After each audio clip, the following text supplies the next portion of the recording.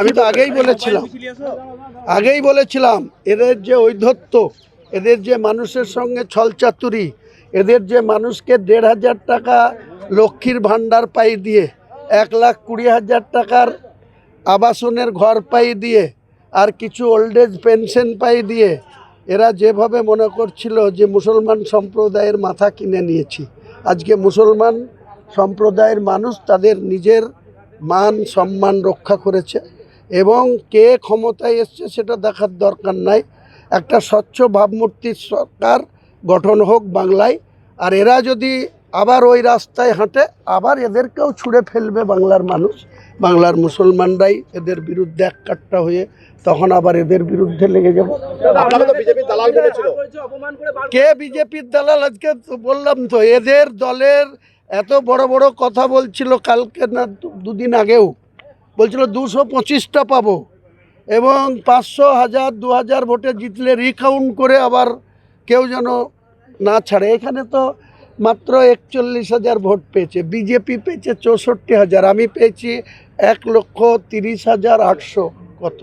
তার মানে বুঝুন যে এরা আজকে এদের সভাপতি সেনাপতি সে ধুকধুক করছিল, এই চেয়ারম্যানও ও বিজেপির সাথে ভোট কিনে কোনো রকম উতরালো হরিয়ারপাড়া, নাহলে হরিয়ারপাড়া সিটও আমাদের বিজয় জিত।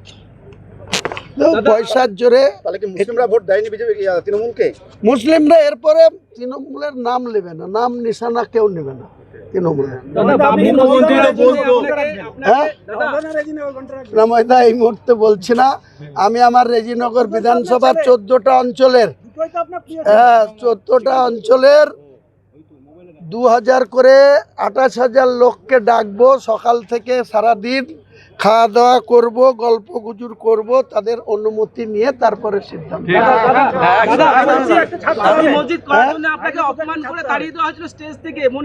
তার বদলা আজকে নিয়েছি, মুখ্যমন্ত্রীর এই ক্ষমতার গর্ব, পুলিশ দিয়ে রাজ্য শাসন চালানো, নিজে পুলিশ মন্ত্রী হয়ে অভিষেক বন্দ্যোপাধ্যায়কে একটা এসপি পোস্টিং দিতে গেলে 2 কোটি টাকা দিতে হয়, একটা আইসি পোস্টিং নিতে গেলে 70 লাখ টাকা দিতে হয়, আর তার বোঝা সাধারণ মানুষের উপরে পড়ে। এক গাড়ি বালি নিতে গেলে, এক গাড়ি পাথর কিনতে গেলে যোগ্য জবাব পেয়েছে, মানুষ দিয়েছে।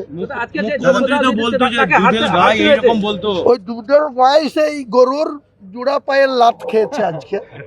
আমি আগেই বলেছিলাম যে মুসলমানকে তুমি চিনতে কেন বলবো, শুধু মুসলমানের রেড রোডে গিয়ে লা ইলাহা ইল্লাল্লাহ মুহাম্মাদুর রাসূলুল্লাহ, ও তোমার ওই কথাতে মুসলমান ভুলবে না। যেদিন জোড়া পায়ের লাত খাবা সেদিন তুমি ওই লা ইলাহা বলা, ইনশাল্লাহ বলাও ভুলে যাবে।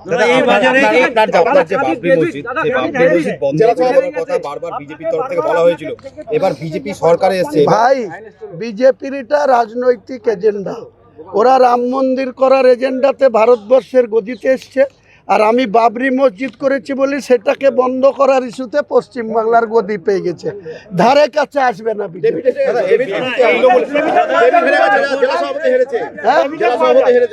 এবার লাত খাবে অভিষেকের লাত খাবে।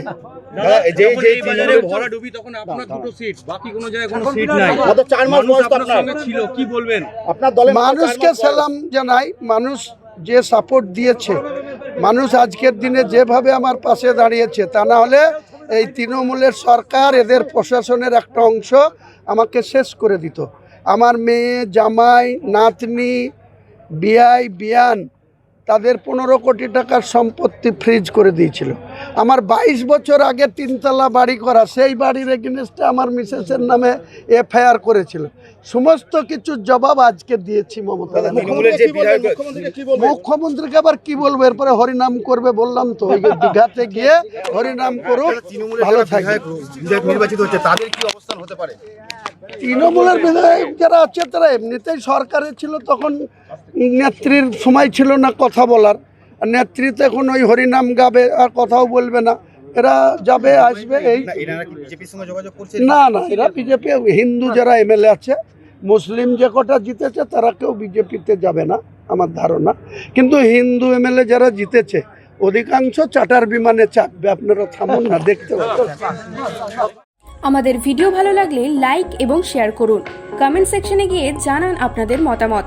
আরও ভিডিও পেতে আমাদের চ্যানেল সাবস্ক্রাইব করুন এবং প্রতি মুহূর্তে খবরের আপডেট পেতে প্রেস করুন বেল আইকন।